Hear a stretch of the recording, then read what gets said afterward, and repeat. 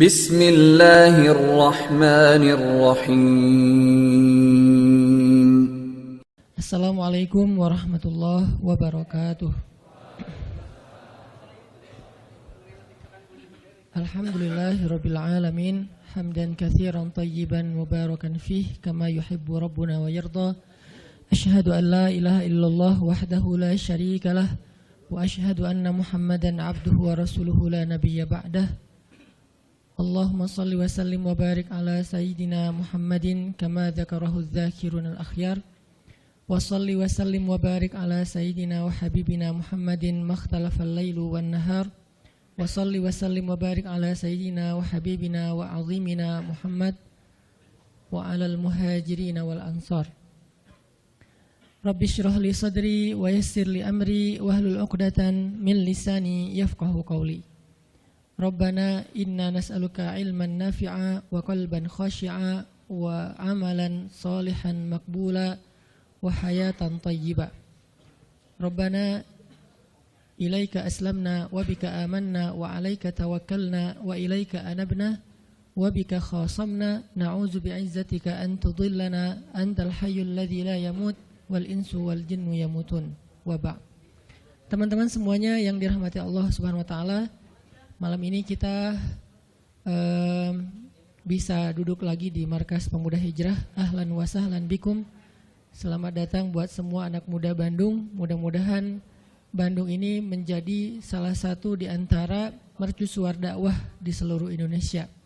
Ketika pemuda-pemudanya memberikan sebuah tren yang baik kepada anak muda di seluruh Indonesia dengan gaya dan style anak muda, nongkrong di masjid, mendengarkan sharing tentang kebesaran Allah Subhanahu wa taala.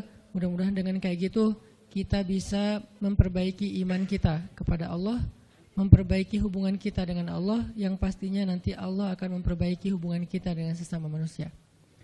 Jadi kaidah dasarnya, siapa yang memperbaiki hubungannya dengan Allah, man aslaha ma bainahu wa bainallah aslahallah ma bainahu wa bainan nas. Siapa yang memperbaiki hubungannya dengan Allah, Allah perbaiki hubungannya dengan manusia. Manusia di sini termasuk keluarga, tetangga, masyarakat, bahkan dengan pemimpin dengan rakyatnya, antara satu golongan dengan golongan yang lain, satu agama dengan agama yang lain. Itu semuanya diawali dengan islah ma bainana wa bainallah, memperbaiki urusan antara kita dengan Allah Subhanahu wa taala. Jadi ketika anak muda secara tren mulai berbondong-bondong datang ke rumah Allah untuk balikan sama Allah, maka Allah Subhanahu wa taala akan memperbaiki juga urusan mereka di kantornya, di kampusnya, di sekolahnya, di gedung dewannya, di istananya, dan seterusnya dan seterusnya. Dimulai dari kita balikan dulu kepada Allah Subhanahu wa taala setelah selama ini kita mutusin Allah tanpa kita sadari. Selama ini kita cuekin Allah tanpa kita sadari. Selama ini kita anggap Allah bukan prioritas dalam hidup kita tanpa kita sadari.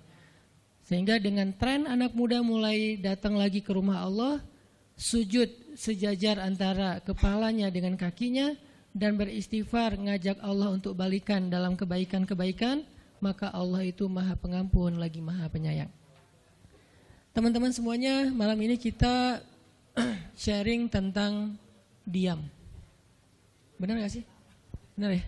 Tentang diam. Dan saya gak mau ngebahas dari sisi fikih hukum diam, terus nanti ada juga yang bertanya tentang hukum puasa diam, puasa gak ngomong, dan seterusnya. Karena memang dakwah saya agak sedikit menghindari perdebatan fikih. Kita akan coba renungkan beberapa kisah tentang diam yang ada di dalam Al-Quran. Setidaknya ada 4 apa 5 gitu kisah tentang amazingnya diam itu di dalam Al-Quran. Yang menurut saya nih, setelah saya coba tadabbur beberapa ayat tentang kisah diam ini dalam Al-Quran, ternyata sama, poinnya tuh sama di antara semua kisah. Bahwa diam kalau kita lakukan itu tepat dan kita punya alasan yang jelas, maka diam itu akan menjadi jalan lahirnya keajaiban dalam hidup kita. Jadi jalan munculnya keajaiban dalam hidup kita. Banyak orang yang berbicara untuk membela diri, padahal kalau dia diam, Allah yang bela dia. Kita ngebela diri kadang-kadang gak ngaruh, karena pembelaan diri kita tuh dianggap subjektif. Tapi kalau Allah yang bela dia, Allah punya banyak cara dan Allah menggenggam hati manusia. Sehingga ketika misalnya kita ribut dengan seseorang, setelah kita menjelaskan duduk perkaranya, kita ngejelasin yang sebenarnya terjadi apa, udah cukup diam.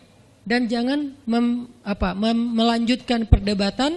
Kenapa? Biar nanti sisanya Allah yang akan beresin. Nah, ini butuh apa untuk bisa kayak gini nih? Butuh iman. Karena kalau kita imannya lemah, kita kayak agak meragukan Allah bakal ngebelain kita.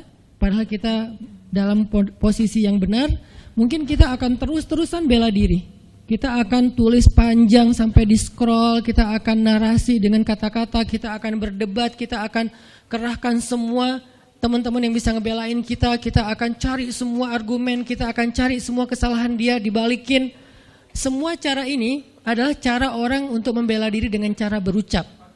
Ternyata di Al-Quran Allah pernah menceritakan kepada kita cara membela diri dengan diam. Bahkan kadang-kadang ketika kita membela diri dengan berucap, justru Allah menjauhkan dirinya dari kita. Allah pergi. Kenapa Allah pergi dari kita, berpaling dari kita? Karena saat kita membela diri dengan berucap, dengan ngomong, dengan broadcast, dengan komen, dengan bikin caption dan seterusnya, kadang-kadang di dalam kata-kata kita itu ada hal yang justru gak benar. Ada yang bohong, terpaksa gitu. Akhirnya gara-gara pengen bela diri kita jadi bohong. Gara-gara pengen bela diri kita jadi cari-cari kesalahan orang lain. Gara-gara pengen bela diri kita jadi buka aib. Gara-gara pengen bela diri kita jadi melebih-lebihkan sesuatu yang harusnya gak kayak gitu. Artinya justru karena kita berucap, karena kita ngomong malah jadi salah. Akhirnya orang gak respect, Allah lebih gak respect lagi. Sehingga malam ini kita pengen belajar tentang gimana cara menjemput keajaiban ketika kita punya masalah dengan seseorang lewat diam. Mungkin teman-teman sering mendengar hadis yang disampaikan oleh para penceramah, para ustadz. Hanya mungkin malam ini kita akan lebih banyak ngambil contoh. Karena saya pikir narasi-narasi ideal berupa ayat dan hadis udah banyak yang menyampaikan. Tapi membawanya dalam contoh konkret, daily kehidupan kita itu mungkin gak semua orang aware. Karena emang kehidupan orang beda-beda. Apalagi misalnya seorang ustadz yang mungkin jarang main sosmed. Dia gak tahu masalah di sosmed itu apa. Seolah-olah sosmed itu bukan realitas hidup. Padahal kita tahu anak muda Indonesia main sosmed sehari gak kurang dari 6 jam. Berarti ada 6 jam realitas kehidupan kita yang jarang dibahas dan dibimbing dengan bimbingan agama Allah, Al-Quran dan hadis. Kenapa? Karena realitas ini kurang difahami oleh sebagian guru-guru, oleh sebagian ulama yang mereka emang agak gak terlalu akrab dengan sosmed.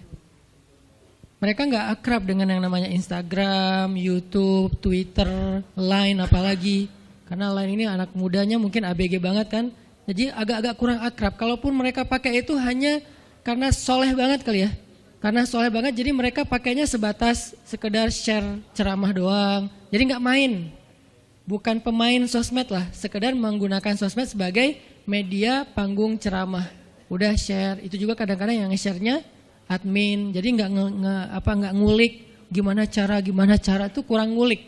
Padahal realitas sosmed itu udah jadi realitas daily kehidupan kita. 6 jam kita ada di sosmed dan 6 jam itu tetap waktu yang akan dihisap oleh Allah. Bukankah selain harta, selain tenaga, selain amal, waktu juga akan dihisap? Maka waktu kita 6 jam itu apakah tidak ada hubungannya dengan agama? Ada banget.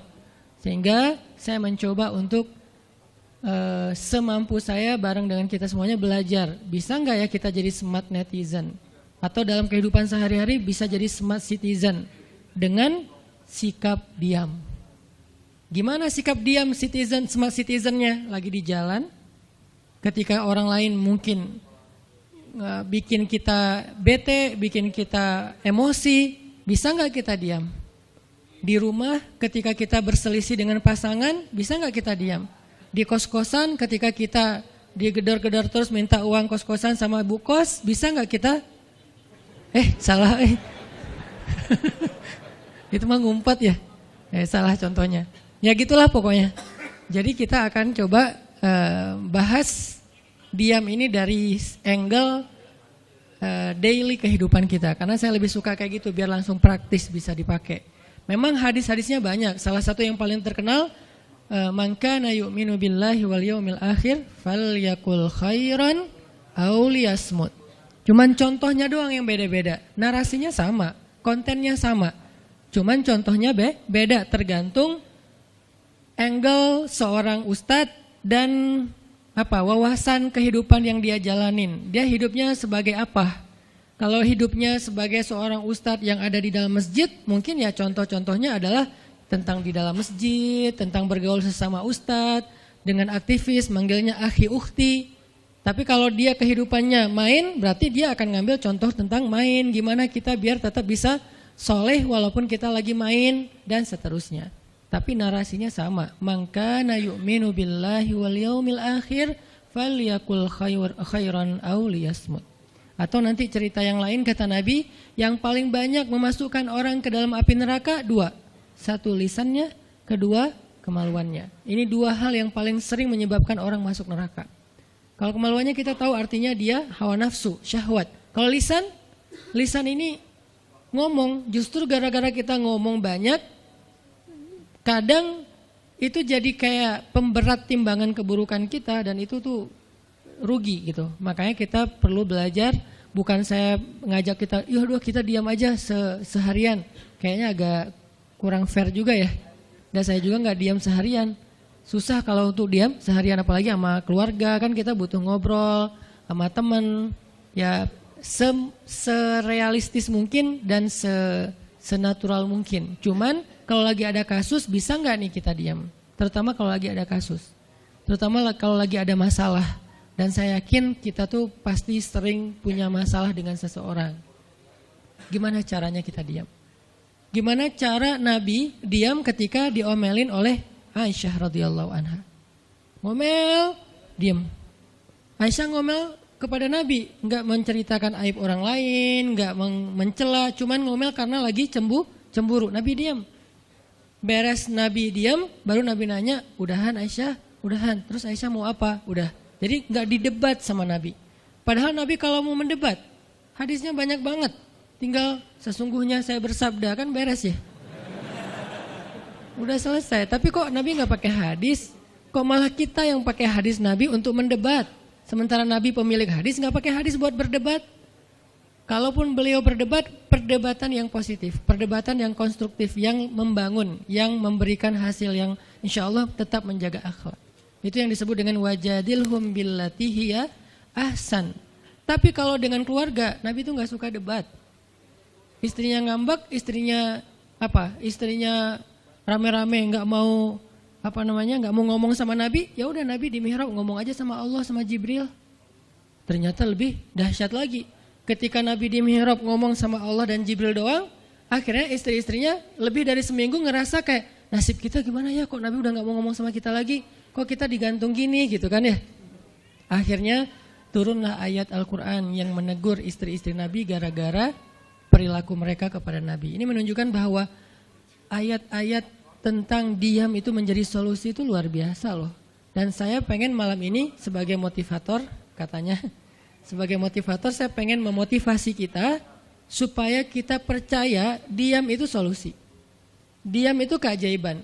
Nggak usah komen itu ternyata, nggak nge-replay komen head itu ternyata bagus. Nggak usah terlibat dalam perdebatan di sosmed, itu tuh bagus banget. Saya hari ini tadi sore posting tentang update berita di Palestina. Ada seorang perempuan yang ditembak di perbatasan sama orang Israel. Kenapa saya turn off si komennya? Karena saya tahu ini akan mengundang emosi. Jadi takutnya malah kemana-mana kan. Jadi ngomong politik, jadi ngomong apa, mending di turn off aja deh. Tapi kalau yang lagi saya dibully, saya biasanya nggak nge-turn off. Yang di turn off tuh hal-hal yang sifatnya memunculkan polemik yang semakin melebar. Jadi kurang produktif. Akhirnya kita offin dulu komennya. Tapi saya tetap pengen share itu biar orang update berita dari sana tuh lagi apa. Dan mudah-mudahan saya berharap itu di-repost orang banyak, akhirnya jadi minimal membangun awareness masyarakat dunia bahwa Palestina itu layak untuk merdeka. Dari dulu udah layak untuk merdeka sejak mereka dijajah oleh Israel. Itu aja doang sih kampanyenya. Tapi saya nggak mau kampanyenya melebar kemana-mana sehingga di-offin dulu aja komennya. Kenapa? Off komen itu kadang-kadang bagian dari diam baik. Ngapain juga kita ladenin komen yang macam-macam, walaupun mungkin komennya itu ada yang kita berpihak sama dia, sepaham dengan dia, ada yang beda, tapi tetap aja saya lihat kadang-kadang komen itu berlebihan, sampai muncul kalimat-kalimat mencela, sampai marah-marah, sampai caps lock tanda seru kan ya. Ini kan nggak nyaman lagi kan kalau udah kayak gini, mending diam. Nah di sini kita pengen belajar, diam itu ternyata ajaib, diam itu ternyata benar-benar kata orang emas, diam itu ternyata solusi. Diam itu ternyata pembelaan diri yang paling efektif. Kalau selama ini kita masih percaya membela diri yang paling efektif ngomong. Membela diri yang paling efektif itu bikin postingan. Membela diri yang paling efektif itu bikin caption yang bagus. Membela diri yang paling efektif itu komen. Membela diri yang paling efektif itu minta pembelaan dari manusia. Ternyata mungkin itu benar, tapi ada yang lebih efektif lagi. Membela diri dengan diam. Dan gimana cara membela diri dengan diam sampai mendatangkan keajaiban, itu yang akan kita coba renungkan malam ini. Oke, yang pertama kita akan baca kisah diam di surat Maryam, surat favorit saya. Coba teman-teman buka surat Maryam, surat 19. Di dalam surat ini ada 2 adegan diam. Pertama, adegan diamnya Nabi Zakaria. Yang kedua, adegan diamnya Maryam. Surat 19, surat Maryam, ayat 10.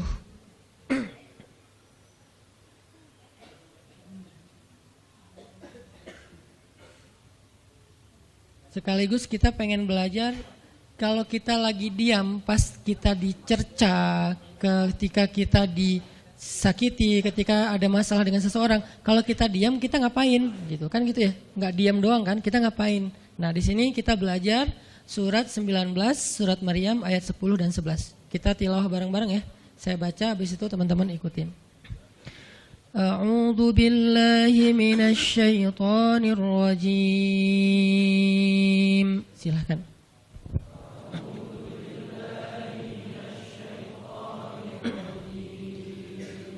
Bismillahirrahmanirrahim.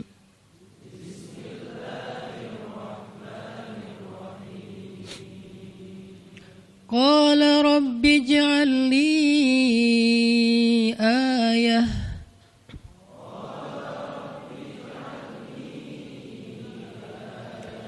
Qala ayatuka alla tukalliman nasa thalatha layalin sawiyya.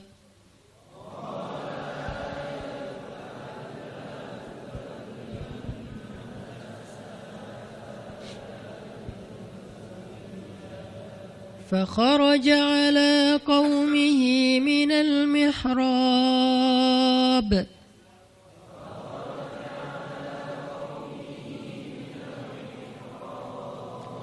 فأوحى إليهم أن سبحوا بكرة وعشيا.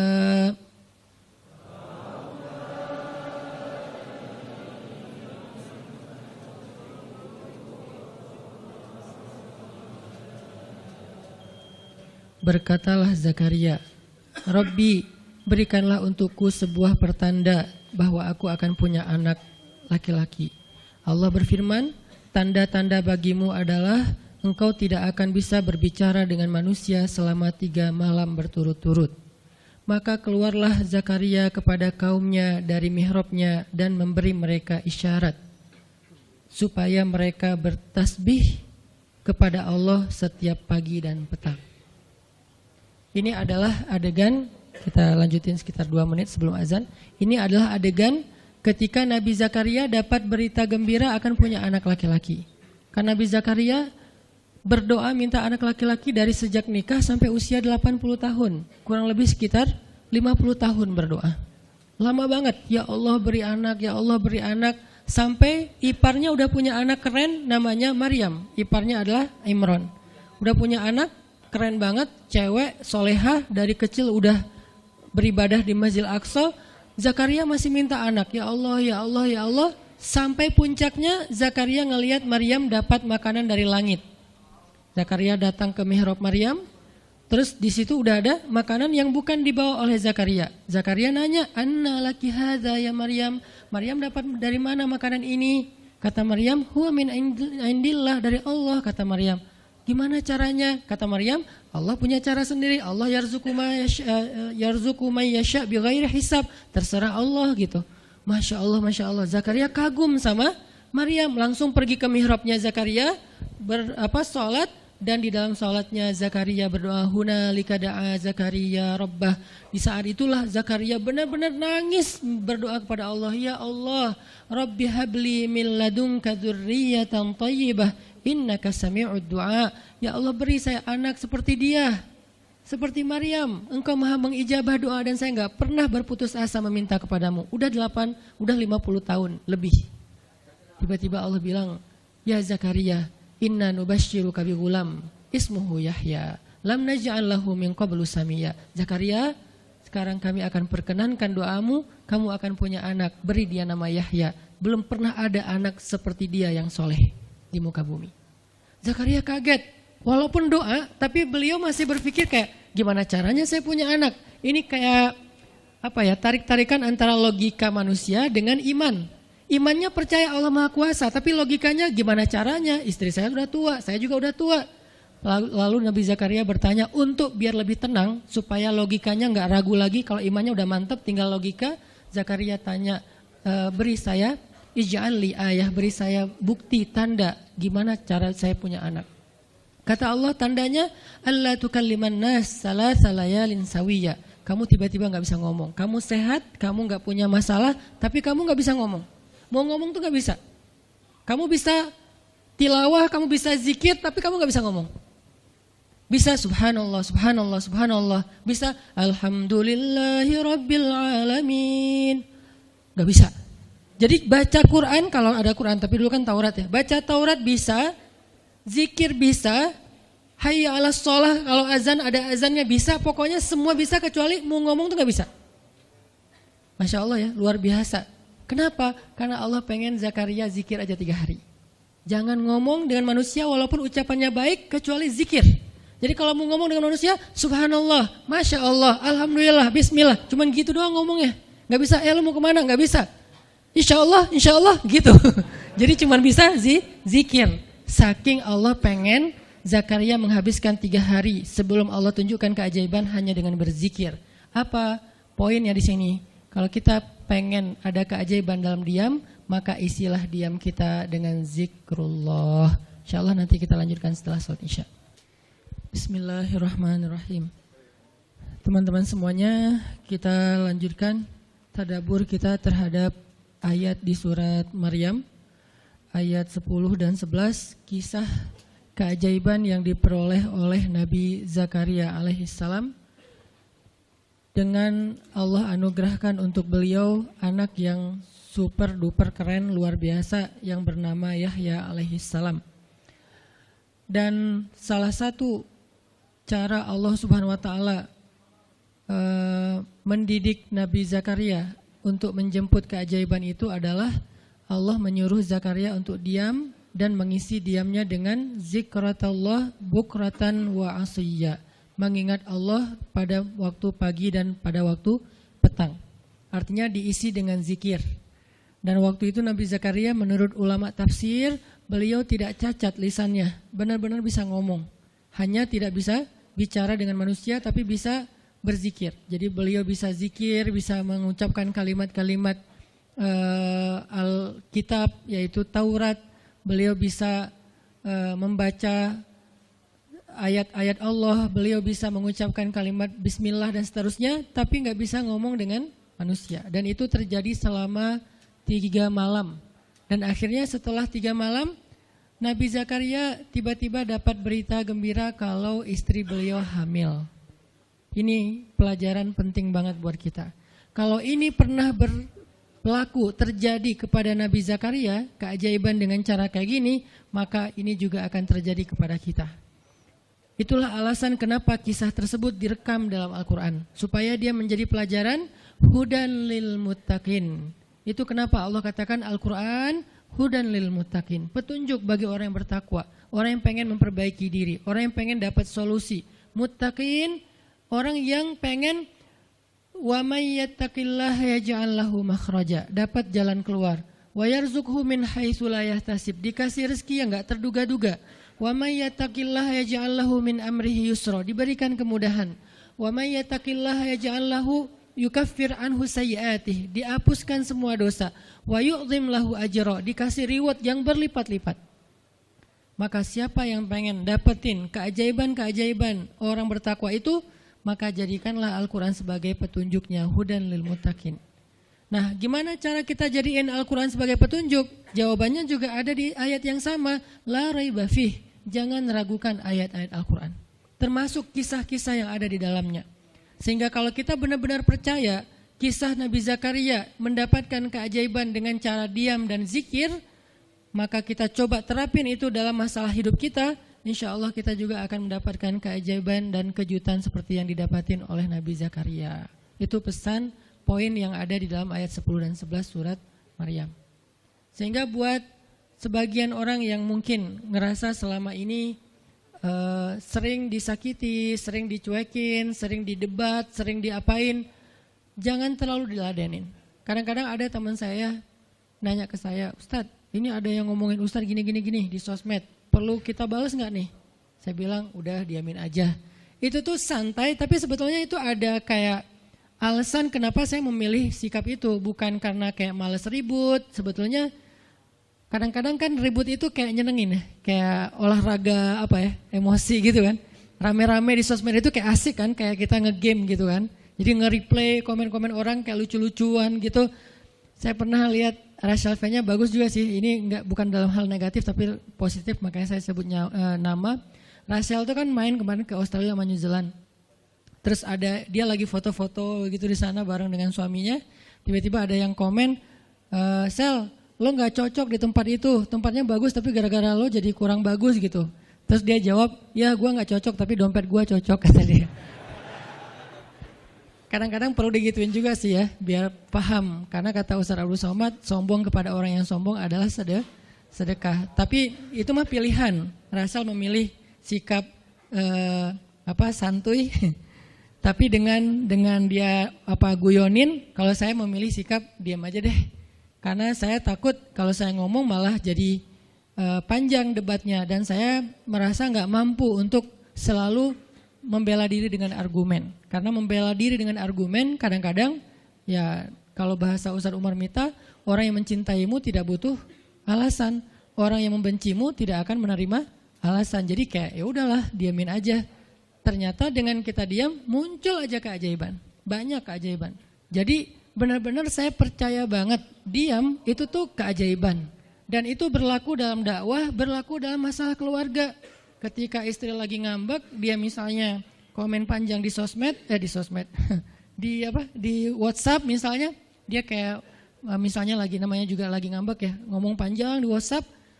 Kalau saya sabar untuk diam, itu tuh beres dengan sendirinya dan akhirnya malah lebih baik. Tapi kalau saya kepancing, jadi kita balas-balesan.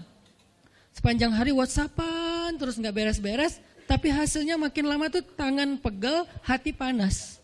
Karena kayak pengen dia balas apa? Oh, balasin lagi. Terus aja gitu habis energi dan kerasa gitu capeknya tuh luar biasa. Tiba-tiba muka jadi lebih tua gitu kan ya.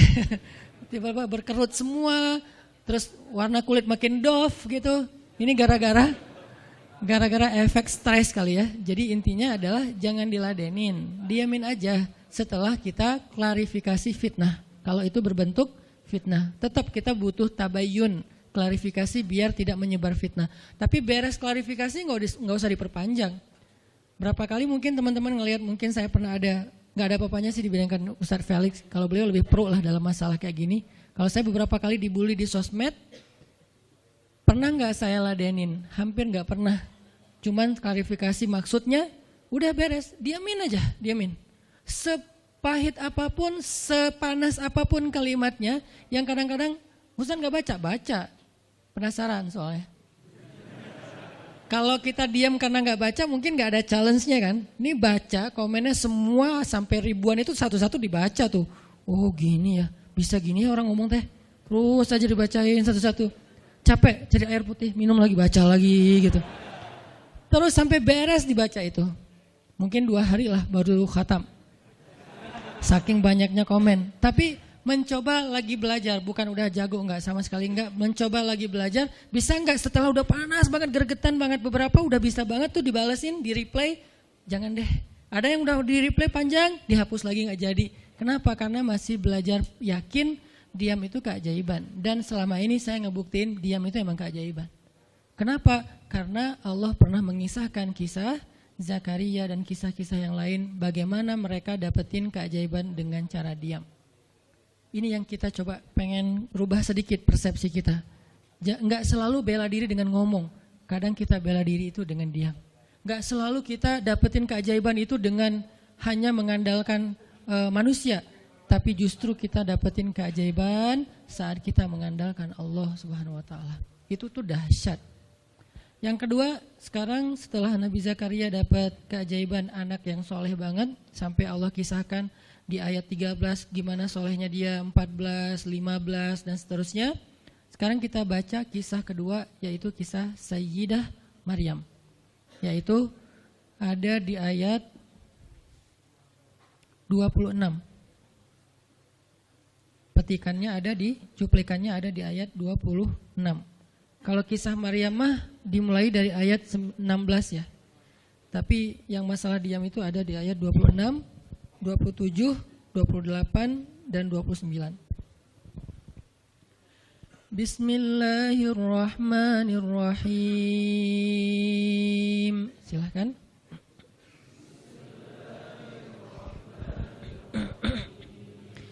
فكلي واشربي وقري عينا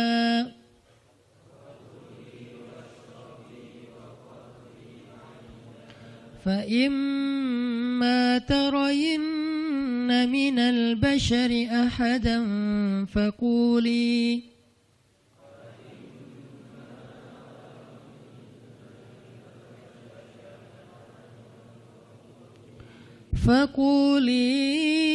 إني نذرت للرحمن صوما فلن أكلم اليوم إنسيا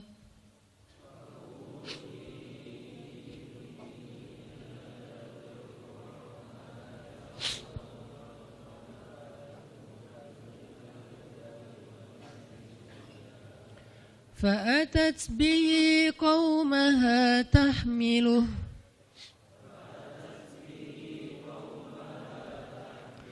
قالوا يا مريم لقد جئت شيئا فريا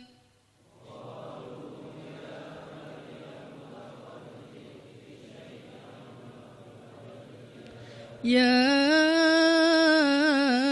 أخت هارون ما كان أبوك امرأ سوء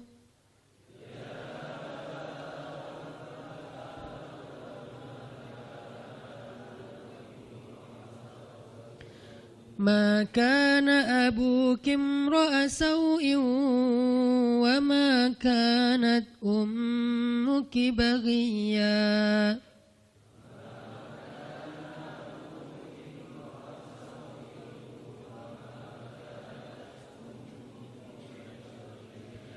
فأشارت إليه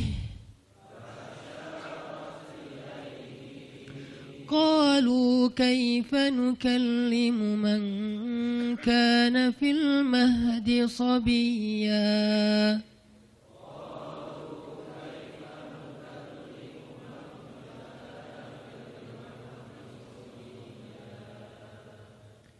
Dan maka makan dan minumlah dan bersenang hatilah engkau wahai Maryam. Dan jika engkau bertemu dengan seseorang, katakanlah sesungguhnya saya telah berazam untuk berpuasa pada hari ini dan saya tidak akan berbicara dengan manusia pada hari ini. Lalu Maryam pun datang kepada kaumnya sambil menggendong bayinya. Kaumnya berkata, "Wahai Maryam, engkau datang kepada kami dengan membawa," kalau bahasa kita tuh pembawa apa istilahnya? Sial. Apa ya? Dengan membawa keburukan. Jadi kayak dianggap pembawa kesialan. "Wahai saudari Harun, sesungguhnya ayahmu bukanlah seorang yang nista ataupun pendosa, dan begitu juga dengan ibumu bukanlah perempuan yang hina."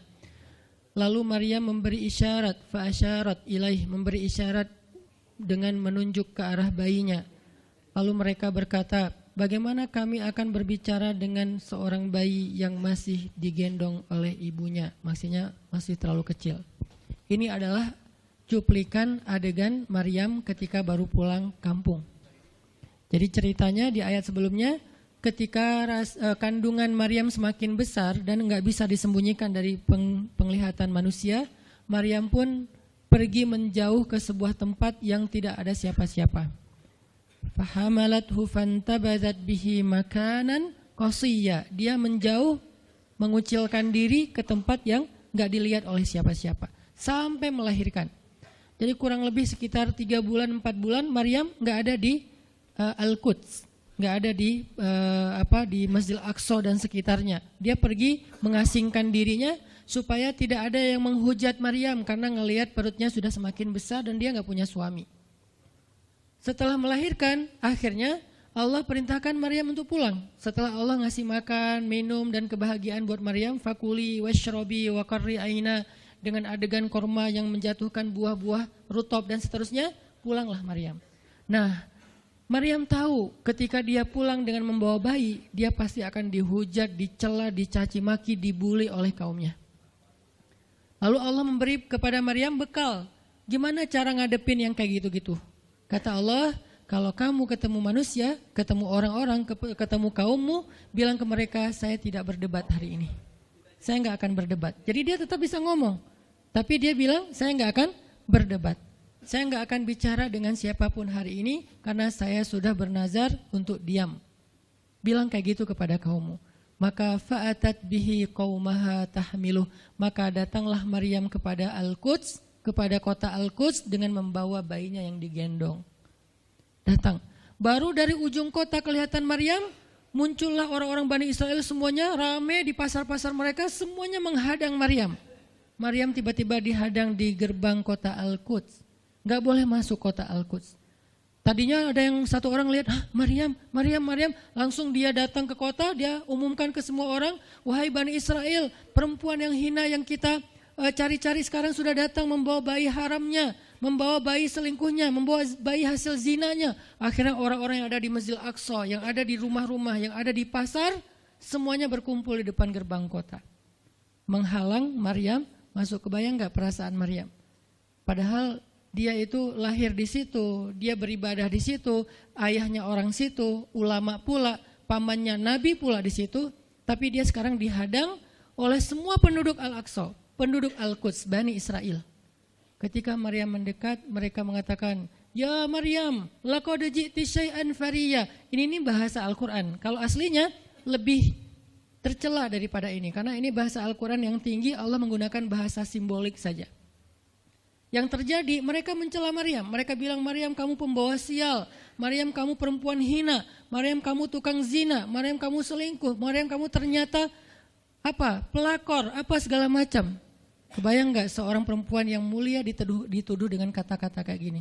Sedih, pengen jawab, pengen bilang saya ini gak pernah berbuat dosa, ini nih Allah yang ngasih kepada saya gak punya suami dan saya diberikan anak yang suci dan segala macam. Enggak. Tanya kepada Zakaria kalau nggak percaya, saya punya buktinya segala macam, nggak usah, diam aja. Maryam bisa ngomong kalau mau. Maryam by the way adalah perempuan secerdas Sayyidah Aisyah. Dia itu kayak Aisyah cerdasnya, kayak Khadijah bijaksananya, kayak Fatimah lembutnya, kayak Asiyah sabarnya. Maryam itu istimewa. Sampai sebagian ulama mengatakan Maryam satu-satunya nabi dari perempuan, satu-satunya nabi dari golongan perempuan. Sebagian kecil ulama ada yang menyebutkan demikian. Sehingga mereka menyebut Maryam alaihassalam. Saking Maryam ini keren banget, istimewa banget. Tapi jumhur ulama sejarah mengatakan Maryam bukan nabi, tapi dia perempuan solehah, orang soleh, bahkan 1 dari 4 perempuan sempurna di muka bumi dan tidak ada yang kelima. Cuman ada 4. Kamula minar rijali katsir, kata Nabi. Laki-laki yang sempurna itu banyak, yaitu para rasul dan para nabi. Walam yakmul minan nisa illa arba'ah. Tidak ada perempuan yang sempurna kecuali 4. Asiyah istri Fir'aun, kemudian Maryam anaknya Imran, kemudian Khadijah istri Rasulullah, dan Fatimah bintu Rasulullah. Artinya Maryam ini istimewa banget. Dia kalau mau argumen, dalilnya lebih banyak daripada para rabi-rabi Yahudi yang ada di situ. Karena ketika Maryam dulu berkhidmat di Masjid Aqsa, Maryam itu nggak belajar seperti yang lain-lain. Karena kan dulu orang Bani Israel itu paling anti sama cewek ya. Buat mereka perempuan itu kasta kedua. Seolah-olah perempuan itu nggak punya hak yang sama dengan laki-laki. Laki-laki punya hak belajar di Masjid Aqsa, perempuan nggak boleh. Ini kesenjangan gender di masa Bani Israel dulu. Jadi kalau ada yang mau nuduh Islam sebagai tidak memperhatikan masalah gender, dia harusnya baca sejarah. Justru Islam, Al-Quran, Taurat, Injil mengangkat perempuan untuk setara dengan laki-laki. Awalnya perempuan itu hina di masyarakat Bani Israel, dianggap pembawa sial. Sampai masyarakat jahiliyah sebelum Islam datang, apa yang terjadi dengan bayi perempuan?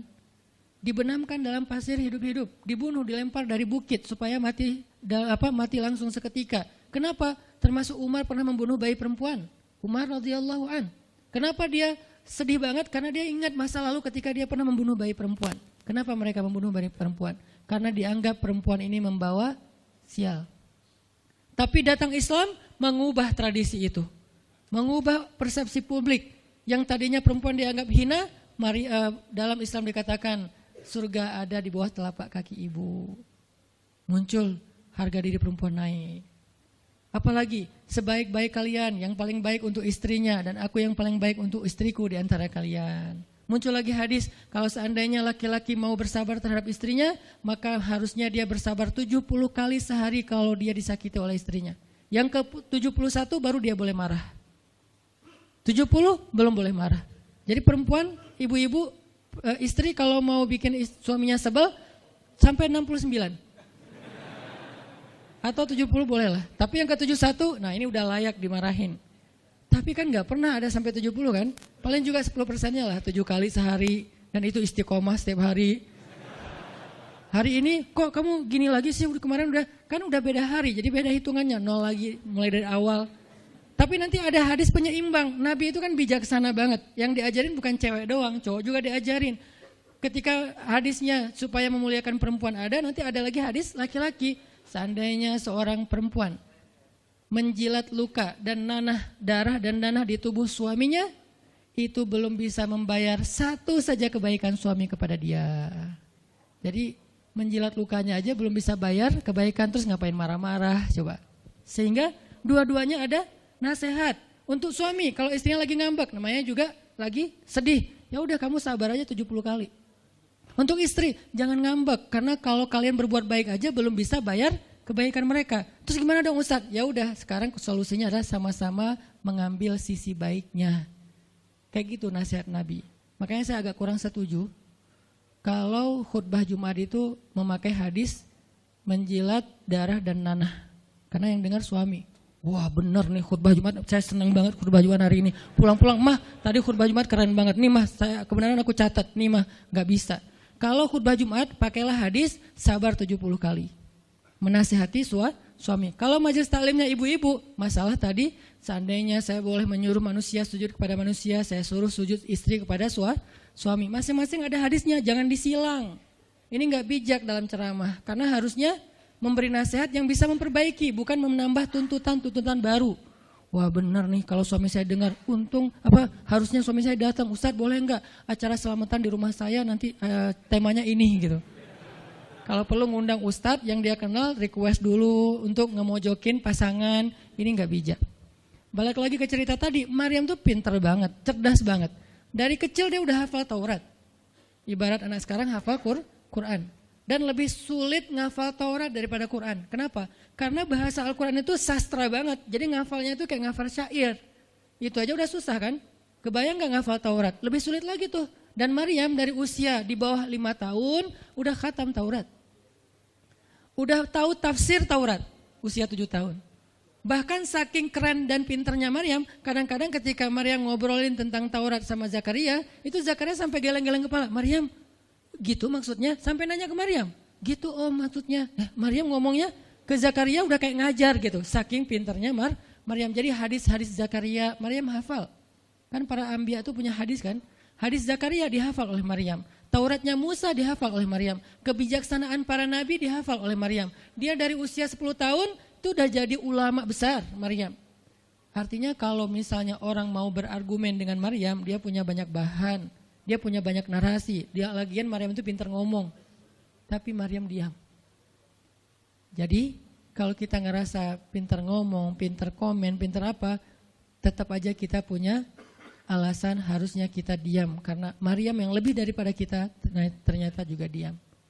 Akhirnya Maryam diam. Dikatakan ya ukhta Harun. Diingatkan lagi dengan kemuliaan keluarga Imran. Ya ukhta Harun ma akana abuki imra'asau wa ma kanat ummuki baghiyya. Ayah kamu itu Imran loh Maryam, kamu enggak malu punya bayi di luar pernikahan sementara keluarga kalian itu keluarga baik-baik. Apa kamu tega menyakiti ayahmu, mencoreng nama besar dan nama baik keluarga besarmu dan seterusnya. Maryam makin luar biasa panas banget, sedih banget. Dan Maryam itu yang lebih berat lagi teman-teman. Mungkin kalau kita digituin agak kebal ya. Terutama cowok lah. Cowok kalau digituin agak kebal karena emang kurang berperasaan sih kalau cowok ya. Coba lihat dari angle cewek. Cewek itu lebih peka loh dari kita. Kita mah mungkin lebih mudah lah diam. Diomelin, diam aja. Karena kita kan orangnya agak santuy gitu kan. Kalau cewek itu gak bisa gitu. Makanya lihat angle ini dari angle cewek. Kalau tadi Zakaria, sekarang Maryam. Dan Maryam lebih peka daripada semua cewek yang ada di muka bumi. Lebih perasa lagi daripada perempuan yang ada di muka bumi. Sangat-sangat pemalu. Saking pemalunya, ketemu cowok keren, ta'awuz coba. Cewek itu perasaannya lebih dalam daripada kita. Jadi kalau misalnya cewek-cewek, Maryam tuh gak punya, ketemu cowok keren aja dia ta'awuz. Siapa cowok keren yang ditemui Maryam? Jibril. Gabriel loh yang ditemuin. Dan waktu itu Jibril menjelma. Apa? Fatamassala laha basyaran sawiyya. Jibril menjelma sebagai basyaran sawiyya. Allah yang ngomong tuh, cowok keren. Allah yang bilang keren. Kalau kita merasa udah paling keren, menurut Allah biasa-biasa aja. Karena Allah pernah menciptakan Yusuf, Allah pernah menciptakan Muhammad, Allah pernah menciptakan Yahya. Kita merasa paling keren, Allah pernah menciptakan Sarah, perempuan paling keren juga, Aisyah, Fatimah. Jadi buat kita kayak udah kegeeran paling keren se-Bandung gitu kan ya. Menurut Allah mah biasa. Kalau Jibril, Allah sendiri yang bilang dia tuh emang keren. Jibril emang bukan malaikat, tapi kalau ketemu manusia, kecuali para nabi, Jibril itu menjelma sebagai manusia. Supaya tidak terlihat wujud aslinya. Karena gak kuat orang ngelihat wujud aslinya Jibril. Nabi Muhammad aja pertama ngelihat Jibril dengan wujud aslinya pas di Gua Hira itu lari tuh. Takut, saking ngerinya Jibril tuh. Jangankan manusia, malaikat aja segan sama Jibril. Jibril lewat, malaikat gak berani malaikat. Kenapa saya bilang kok disegani? Allah yang bilang di Al-Quran, dia itu malaikat yang disegani. Dzu mirratin. Dzu mirrah kalau bahasa kita, malaikat yang sangat berwibawa. Sehingga di antara malaikat aja gak ada yang sembarangan bicara sama Jibril. Mau bicara sama Jibril kayak, aduh segan, malu, gitu malaikat. Cuman gak pakai, itu mah Sunda ya. Pokoknya malaikat mah gak berani ngomong sama Jibril saking segannya. Kenapa? Gagah banget wujud aslinya. Ketika dia membentangkan sayapnya, itu sayap menutupi timur dan barat. Jadi matahari, bulan, bintang udah gak kelihatan. Yang kelihatan cuma Jibril dengan keagungannya. Itu belum Allah ya, baru ciptaan Allah. Jibril, salah satu makhluk Allah yang paling agung. Sehingga saking kerennya Jibril, Allah gak menyebutnya dengan nama malaikat. Padahal golongannya malaikat, tapi Allah menyebutnya dengan Ruhul Quds, Roh Kudus, yaitu Jibril. Nah ketika ketemu dengan Maryam, Jibril bermisal itu menjelma sebagai basyaran sawiyah, cowok keren banget. Saking kerennya Jibril, Umar aja terkesima ngeliat Jibril. Pernah Jibril datang ngajarin iman, Islam, ihsan kepada Nabi Muhammad. Dan Umar ngelihat Jibril terkesima, gak bisa ngomong, diam aja. Benar-benar speechless banget nih Umar. Jibril udah pulang, baru Nabi nanya, Umar tahu gak itu siapa? Hah, apa Rasul? Gitu. Saking masih kayak terkesima. Apa Rasul? Tahu gak barusan siapa? Siapa ya Rasulullah? Saya gak kenal orang itu, kok keren banget. Kata Rasul, itulah Jibril. Masya Allah, itu Jibril. Ya Alhamdulillah bisa ngelihat Jibril langsung, tahu gitu tadi. Gitu ya. Kalau bahasa kita mah udah langsung pengen foto-foto kan sama Jibril. Kebayang gak cowok sekarang lihat Jibril? Baru lihat apa artis Korea aja kita udah kayak gimana kan, BTS atau apa, udah segala macam, udah guling-guling, udah gigit jari, baru BTS doang. Kadang-kadang nggak ngeliat BTS langsung, cuma lihat di TV doang udah aku nggak bisa gini, aku nggak bisa gitu kan ya. Belum ketemu Jibril loh. Jadi nggak ada lah artis sekeren Jibril. Baru Yusuf aja udah pada ngiris tangan, belum malaikat. Sampai ketika cewek-cewek ketemu Yusuf, mereka bilang apa? Ini bukan manusia, ini malaikat. Jadi gantengnya Yusuf tuh bukan ganteng-ganteng apa? Itulah. Ganteng kok hewan gitu kan. Ini ganteng-ganteng malaikat. Belum ada tuh film atau sinetron itu. Yusuf itu ganteng-ganteng ganteng-gantengnya tuh malaikat. Levelnya tuh level malaikat. Jadi kalau ada Jibril, ada Yusuf kayak, nih yang mana Yusuf, mana Jibril ya? Keren dua-duanya. Nah Jibril datang ketemu Maryam bukan di atas panggung rame-rame. Berdua coba, intimate banget kan. Kalau di atas panggung teriak-teriak gak keren lah, biasa aja. Ini tuh berdua, private banget. Di satu ruang kecil, berdua gak ada yang tahu. Tiba-tiba Jibril berdiri di depan Maryam, senyum dengan khas senyumnya malaikat yang mematikan gitu. Maryam pas buka mata lagi zikir ngelihat Jibril depan matanya keren banget. Langsung Maryam bilang apa? A'udzubillah. Wibawa banget kan Maryam? A'udzubirrahmani minka in kunta taqiyya. Jadi emang elegan sih orang-orang soleh itu. Dia langsung nunduk, dia bilang A'udzubirrahmani minka in kunta taqiyya. Aku berlindung kepada Allah yang Maha Rahman. Kenapa ngomongnya Rahman? Karena keren. Kalau enggak keren, a'udzubillah. Karena keren, a'udzubirrahman. Tapi masih ta'awuz, cuman pakainya Rahman. Karena Allah tuh Maha Pengasih yang udah bikin kamu tuh keren. Diksinya luar biasa ya. Maryam gak bilang, a'udzubillahi minasyaitonirrajim. Enggak, ini enggak layak dibilang syaitan, ini terlalu keren. Jadi gak bisa a'udzubillah, a'udzubirrahman. Berarti Maryam itu pinter.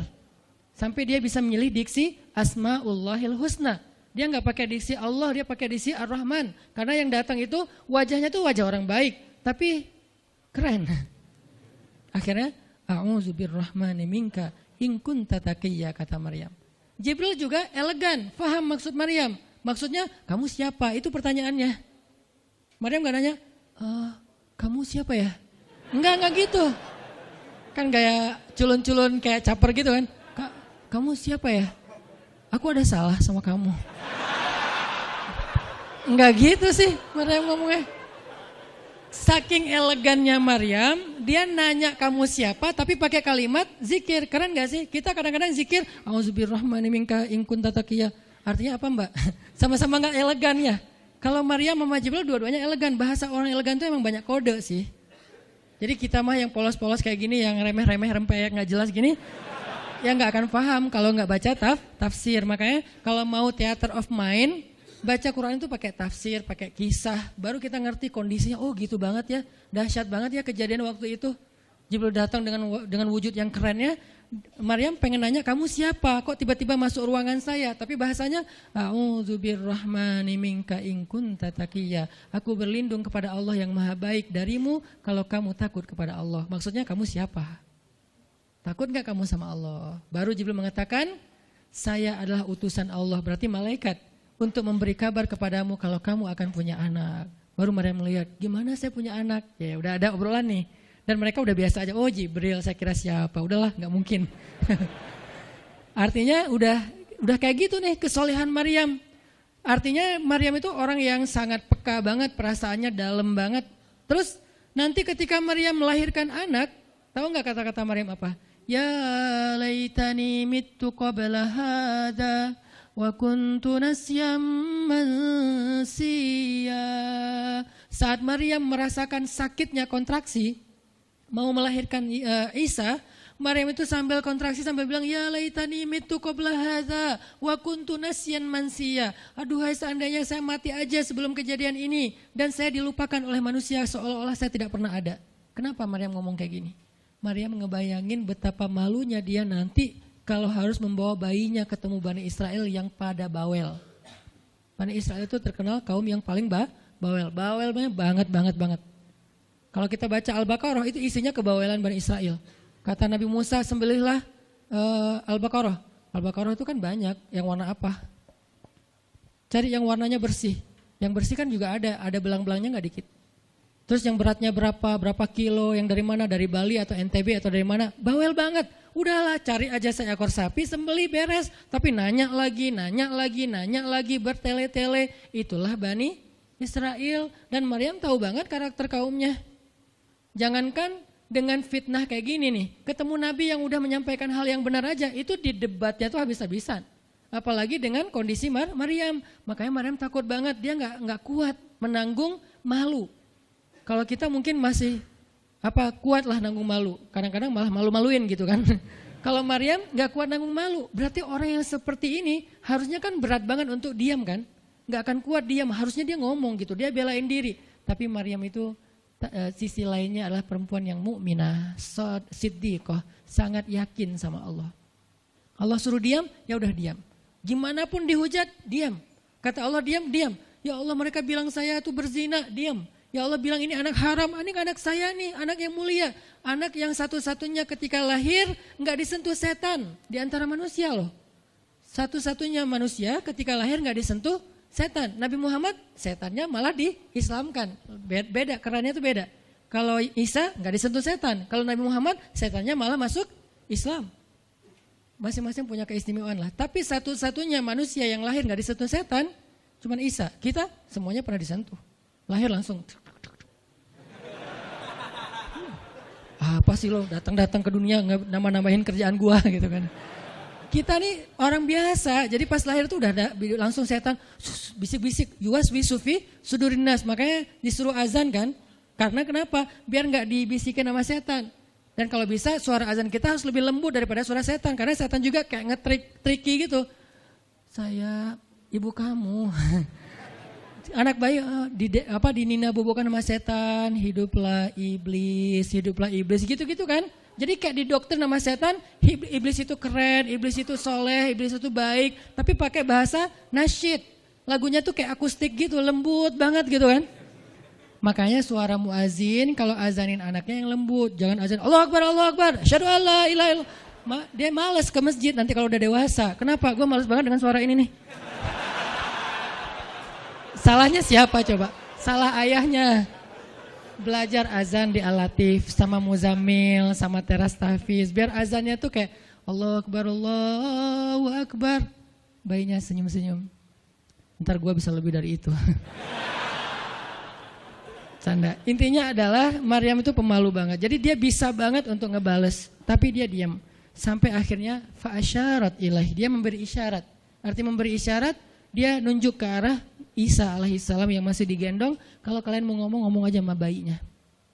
Allah yang nyuruh kayak gitu. Makin kayak marah dan makin menjadi-jadi orang Bani Israel ketika Maryam memberi isyarat nunjuk ke arah Isa. Mereka bilang, "Ya Maryam, kamu udah gila apa?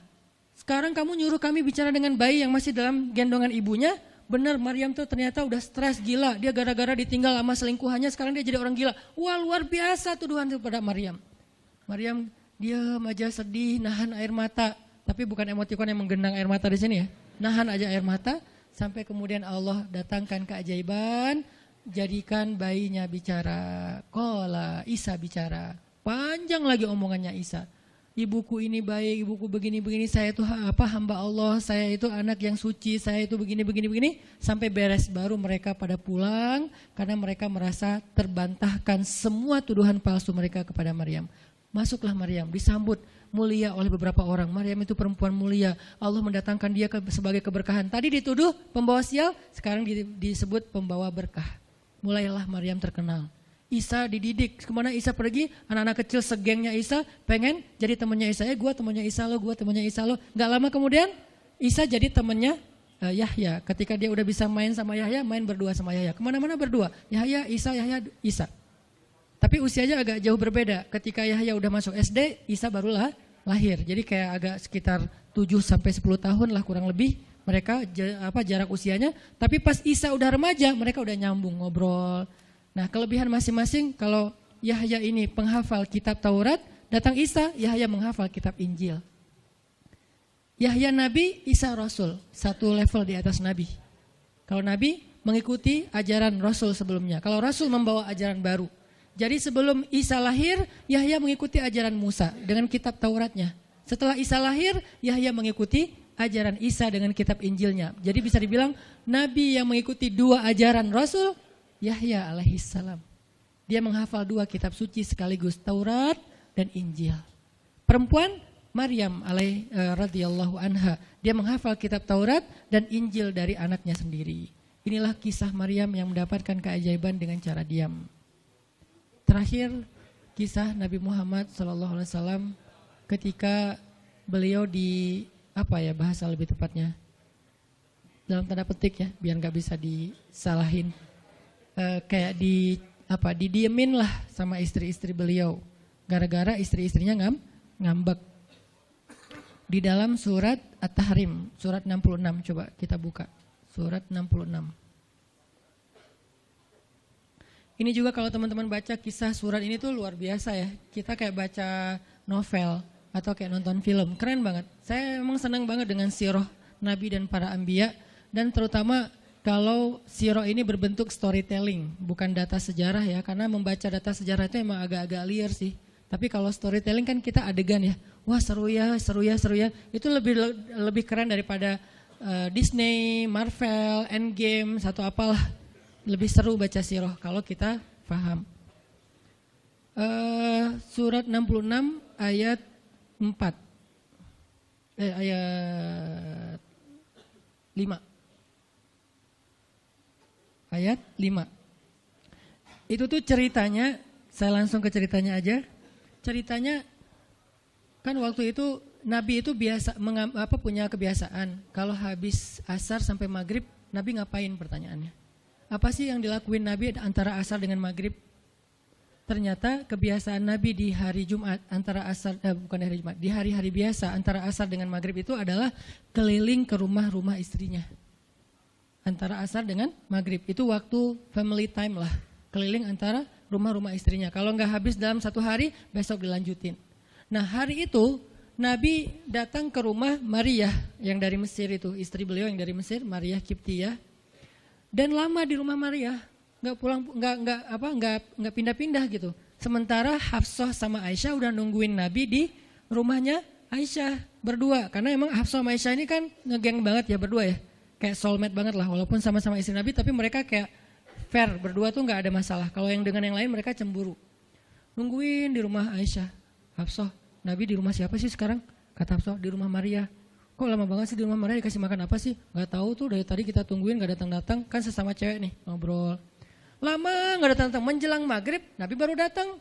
Aisyah udah agak bete nih, lama banget sih giliran di Maria aja datang lama, di rumah saya gak datang-datang. Begitu Nabi datang, tuh Nabi datang. Diam aja Aisyah sama Hafsah. Assalamualaikum. Waalaikumsalam. Kayak ngambek gitu kan. Kata Nabi, Aisyah kenapa? Hafsah kalian kenapa? Kata Aisyah, ya iyalah sedih. Kok di rumah Maria lama banget dikasih makan apa sih, enak ya? Kata Aisyah. Enggak makan apa-apa, cuma minum madu. Oh kata Hafsah, pantesan kok bau mulutnya gak enak. Pasti madunya gak benar tuh di sana tuh. Iya gak benar, jangan minum madu lagi kata Aisyah. Kata Nabi, ya udah mulai sekarang saya gak akan minum madu lagi. Demi apa? Menyenangkan hati Aisyah.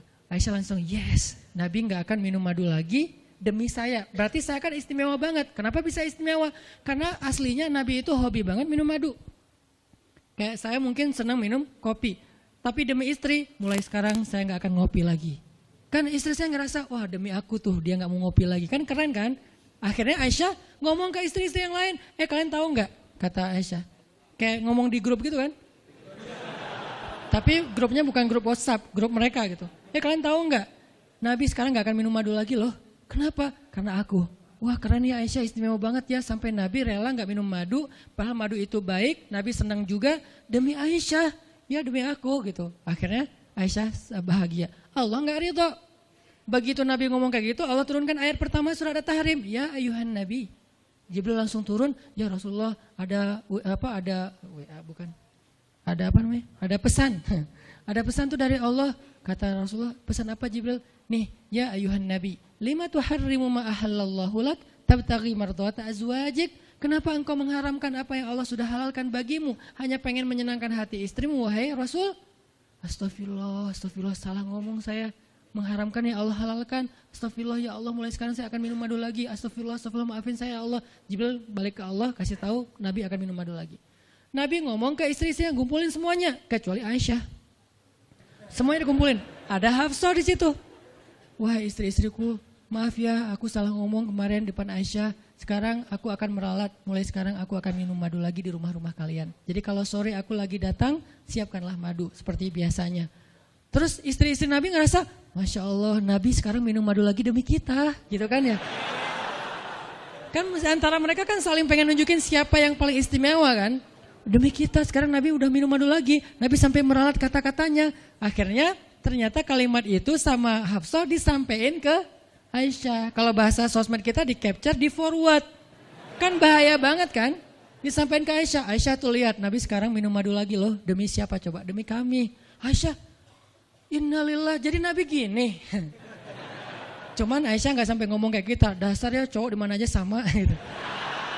Itu mah kata-kata cewek sekarang ya. Kalau Aisyah kan elegan kan gak ngomong gitu. Akhirnya pas Nabi datang Aisyah diam. Kata Nabi, Aisyah kenapa? Oh jadi gitu, di belakang ternyata sekarang minum madu lagi. Hah? Nabi langsung datangin sama Jibril. Rasulullah tahu gak kenapa mereka rame-rame sekarang? Siapa yang ngasih tahu nih ke Aisyah? Jibril ternyata jadi penengah, makanya jangan macam-macam deh sama Nabi. Ada Jibril, ada Allah kan, susah gitu membuat rahasia. Tahu nggak Rasulullah kenapa Aisyah ngambek? Kenapa wahai Jibril? Gara-gara Hafsah ngebocorin rahasia Nabi kepada Aisyah. Oh ini kerjaan Hafsah, kata Nabi. Oke, Hafsah. Panggil nih Hafsah. Dipanggil Hafsah, kata Nabi, Hafsah, kamu udah membocorkan rahasia saya. Ini menurut sebagian tafsir. Memang ada banyak tafsir sih. Salah satu tafsirnya kayak gitu. Hafsah, kamu udah membocorkan rahasia aku. Dan sekarang istri-istri pada ngambek. Istri yang lain juga ikut ngambek sekarang gara-gara Nabi kayak sekali minum madu, sekali gak minum madu. Yang lain pada diam semuanya. Datang ke rumah Ummu Salamah. Assalamualaikum, Ummu Salamah, waalaikumsalam. Tadi kayak aku belum selesai jemuran, dah langsung pergi jemuran. Gak mau ngomong sama Nabi. Maria, assalamualaikum, waalaikumsalam. Kayaknya tadi aku lagi sibuk nyetrika deh. Jadi gak ada yang mau ngomong sama Nabi. Diam semuanya. Nabi kan jadi sedih kan. Gara-gara siapa coba? Gara-gara Hafsah. Akhirnya Nabi bilang, Hafsah, aku kecewa banget dengan sikap kamu. Kamu gak jaga rahasia aku. Sekarang aku antar kamu pulangnya ke rumah Umar. Bahasa lainnya diceraikan. Hafsah dicerain sama Nabi. Kerennya Hafsah pas digituin, dia cuma nangis. Dia gak bilang, ya Rasulullah, Rasul tega nyerain saya, terus saya gimana? Gitu. Enggak. Rasulullah cuma masalah madu doang, cuma masalah capture dan saya forward doang kayak gitu langsung diceraikan. Tega banget sih Rasulullah. Rasulullah gak punya hati apa? Enggak. Hafsah tuh diam. Ini nih keajaiban diam yang lain ya. Diceraikan sama Nabi. Innalillah, astagfirullahaladzim. Hafsah yuk kita pulang ke rumah Umar. Iya ya Rasulullah, pulang aja. Baik banget nih Hafsah, soleha banget. Jadi by the way emang semua istri Nabi itu soleha, cuman namanya perempuan kadang-kadang muncul sifat dasarnya mereka cemburu, mereka sedih, mereka baper. Tapi itu manusiawi dan perempuan yang soleha pun merasakan hal itu. Hafsah pulang ke rumah Umar. Assalamualaikum, waalaikumsalam, dibuka sama Umar. Ya Rasulullah, Hafsah langsung masuk ke kamarnya. Ya Rasulullah, anak saya bikin salah apa? Pasti dia nyakitin Rasulullah ya. Maaf ya Rasulullah. Langsung Umar marah-marah. Hafsah, kamu ngapain sama Rasulullah? Hafsah diam aja. Dimarahin habis-habisan sama Umar. Umar tahu sendiri, sayang banget kan sama Nabi. Ketika ada masalah antara Nabi dengan anaknya, pasti yang dimarahin anaknya, bukan Nabi. Nabi pulang, Hafsah diomelin sama Umar. Diam aja, nggak ngomong apa-apa. Diam. Akhirnya Jibril turun. Ya Rasulullah, ada pesan dari Allah. Apa wahai Jibril? Di surat At-Tolak, surat putus. Kan At-Tolak itu artinya diputusin. Bahasa ini pesantrennya dicerai. Turun surat At-Tolak. Kata Jibril, Allah nyuruh kamu Raji'ha ya Rasulullah, raji'ha innaha qawwamah sawwamah fa innaha min azwajika fil jannah. Wahai Rasulullah, rujuk Hafsah, rujuk Hafsah. Disuruh rujuk. Allah enggak redha Rasul menceraikan Hafsah. Tahu enggak kenapa Allah begitu membela Hafsah ketika Hafsah ada masalah dengan Rasul? Salah satunya karena Hafsah diam.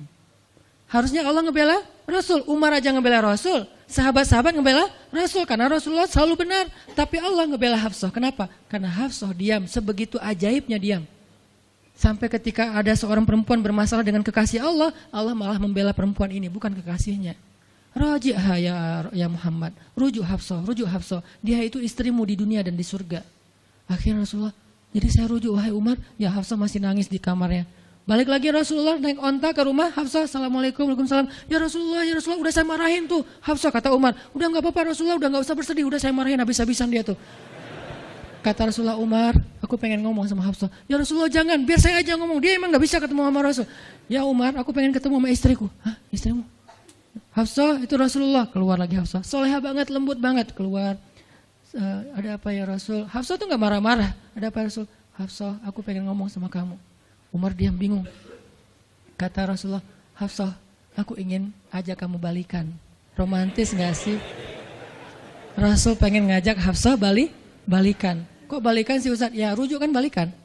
Rujuk artinya kembali ya balikan. Hafsah balikan yuk. Umar bingung, hah balikan? Hafsah, Allah yang nyuruh aku untuk merujuk kamu. Umar makin bingung, Hafsah kamu keren banget. Sampai Allah belain kamu gitu. Kata Nabi, Hafsah, Allah turunkan ayat khusus tentang kamu di surat ini. Umar makin bingung, sampai turun ayat, Masya Allah, anakku ini subhanallah, Masya Allah gitu kan ya. Akhirnya, ya Rasulullah, Allah sampai turunkan ayat tentang masalah ini. Alhamdulillah, Hafsah sujud syukur, Hafsah nangis, Hafsah langsung meluk Rasul. Umar, aduh gimana nih? Udah beres gitu, Hafsah dibawa pulang sama Rasul, boncengan berdua. Hafsah boncengan sama Rasul. Naiklah mereka, mobil mereka yang bermerek onta itu. Gimana cara pulangnya? Di depan rumah Umar, Rasulullah langsung berlutut, langsung ngasih tangan buat Hafsah. Hafsah megang tangan Nabi, injak lutut Nabi, naik ke atas onta. Itu tuh romantis banget. Lalu Rasulullah bonceng Hafsah. Tadi kan cerita Hafsah dicerai sama Nabi itu kan heboh di grupnya istri-istri Nabi kan? Hafsah dicerai loh, Hafsah dicerai loh. Jangan-jangan kita juga dicerai. Soalnya Nabi udah gak mau ngomong sama kita. Astagfirullah. Jadi grup Nabi, istri-istri Nabi itu pada khawatir kalau mereka juga sama nasibnya dengan Hafsah. Pada bingung. Tapi tiba-tiba mereka ngelihat Hafsah pulang ke rumahnya dibonceng Nabi. Itu tuh langsung trending loh. Istri-istri Nabi, tahu gak tuh Hafsah dirujuk sama Nabi sampai turun ayat di surat At-Talaq. Oh gitu. Wah Hafsah keren banget ya. Wah istri-istri Nabi pada cemburu pada Hafsah. Diturunkan Hafsah, yang lain pada ngintip Hafsah. Sampai masuk ke rumahnya, Nabi beres di rumah Hafsah, keluar masuk ke masjid, dia aja di masjid. Istri yang lain Nabi gak mau ngomong. Aisyah, Ummu Salamah, Saudah, Maria, Sofia, siapa lagi? Yang Zainab bintu Jahsy, semuanya Nabi diamin, gak mau diajak ngomong. Datang satu-satu, ya Rasulullah mau dibuatin minum apa? Astagfirullah, subhanallah. Datang lagi Aisyah, Rasulullah capek, subhanallah. Diam semuanya, nggak ada yang mau diajak ngomong sama Nabi. Udah mereka akhirnya pada pulang, bingung. Ya nasib kita gimana ya? Tanya ke Hafsah yuk. Sekarang Hafsah jadi kayak selebritinya. Hafsah, pada datang ke rumah Hafsah. Hafsah bantuin kita dong.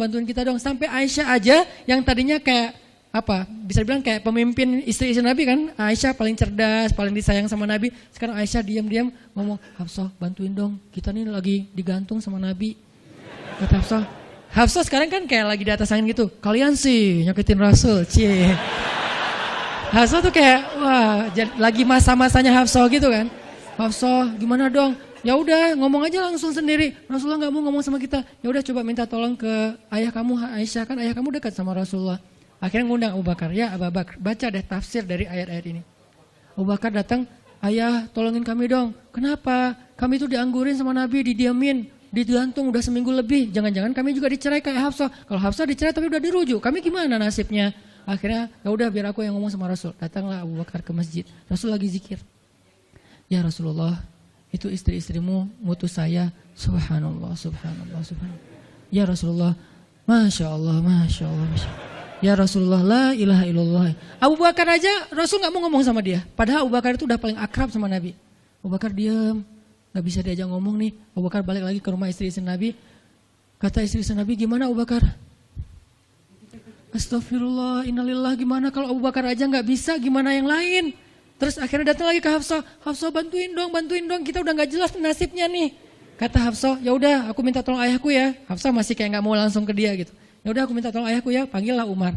Ayah bantuin mereka dong, nasib mereka sekarang lagi terkatung-katung gitu. Umar marah, kalian sih. Nah, tadi kan yang diomelin Hafsah kan, sekarang diomelin semua istri Nabi diomelin sama Umar. Dan salah satu kalimat omelannya Umar, itu tuh kerennya Umar sampai di-repost sama Allah. Coba, ada gak manusia yang kata-katanya di-repost Allah? Gak ada, cuman Umar. 2 kali kata-kata Umar di-repost oleh Allah. Arti di-repost apa? Ditayang ulang di Al-Quran. Kan repost itu berarti tayang ulang kan? Di-capture, langsung di-copy, paste, langsung ditayangin. Itu tuh kata-kata cuman Umar yang pernah digituin sama Allah. Kata-kata Umar apa? Ayat ke-5.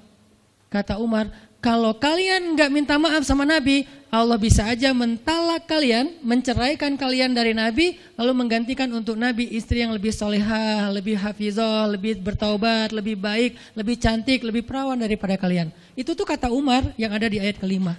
Jadi bisa dibilang ayat ke-5 adalah ayat repostnya kata-kata Umar. Saking kerennya Umar. Sampai Nabi pernah bilang kalau ada Nabi setelah aku, Umar lah orangnya. Cuman gak ada Nabi setelah aku. Jadi kalau ada orang yang benci sama Umar, saya heran. Dia baca sirah apa? Karena Umar tuh keren banget. Abu Bakar tuh keren banget. Kalau kita baca sirah mereka dahsyat tuh. Dan kalau ada yang bilang Umar sama Ali itu gak akur, aneh juga. Karena Ali memberi nama anaknya, yang pertama Abu Bakar, yang kedua Umar, yang ketiga Utsman. Ketika ditanya sama Umar, ya Abul Hasan kamu memberi nama mereka dengan nama-nama kami, kenapa? Kata Ali, aku berharap mereka jadi orang soleh seperti kalian. Terus gimana caranya? Ali ngasih nama Umar sementara dia benci sama Umar, gak mungkin dia benci. Masa ngasih nama orang yang dibenci kan? Dek namanya siapa? Namrud. Kok Namrud sih? Kan ayah saya benci banget sama Namrud. Datang lagi, dia namanya siapa? Iblis. Kok iblis sih gitu kan ya? Gak mungkin lah. Ngasih nama anak pasti karena sayang. Kayak saya ngasih nama Aisyah, Maryam, Mutia, Yahya, Ertugrul. Itu karena emang saya ngefans dan ngidolain banget dengan nama-nama ini. Yahya, Ayyash, 3 tokoh di situ. Nabi Yahya, Ayyash sahabat Nabi, dan Yahya Ayyash mujahid Palestina. Jadi 3 tokoh sekaligus. Nabi Yahya saya ngidolain banget supaya Yahya jadi anak kecil yang seperti Nabi Yahya menghafal Quran.